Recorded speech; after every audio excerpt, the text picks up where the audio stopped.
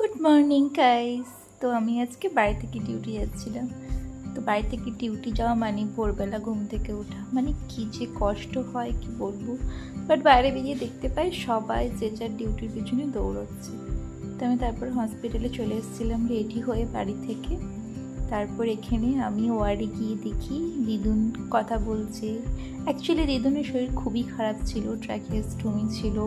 তো এখন দিদুন উঠে বসছে, এত কিউট দিদুন, মানে কি বলবো, কি সুন্দর দেখো কথা বলছে, মুখটাও কি মিষ্টি। তারপর আমি এখানে আমার টুকিটাকি কাজ কমপ্লিট করে নিয়েছিলাম।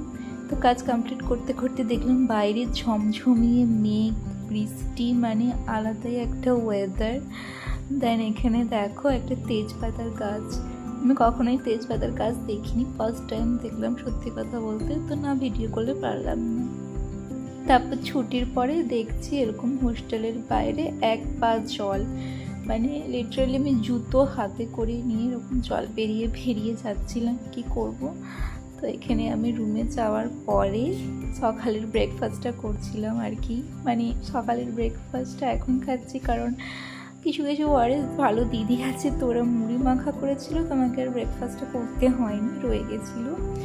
দেন আমি এখানে আমার রান্নাটা কমপ্লিট করে নিয়েছিলাম। কমপ্লিট করার পরে এখানে আমি ঠাকুর পুজো করতে এসেছিলাম। তো পুজো করি, মানে ধূপ দিয়ে সন্ধ্যা দেখিয়ে দিনটা শেষ করলাম।